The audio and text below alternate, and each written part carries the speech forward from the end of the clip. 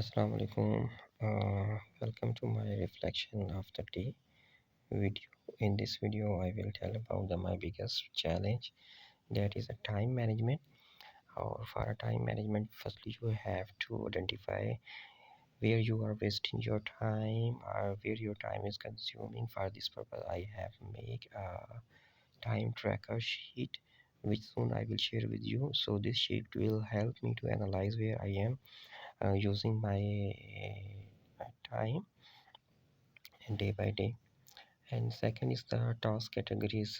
On a daily basis we have a lot of tasks, and we have to categorize them, that which task we have to do on a daily basis, which is a weekly basis, and which is on a monthly basis. For this purpose I also develop another Google sheet in which I have mentioned my task. And the third is the organized data.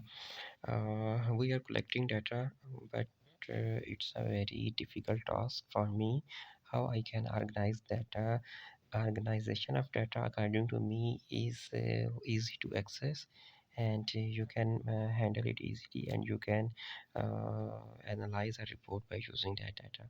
So this is still I have a challenge. So I am just thinking how can I solve it.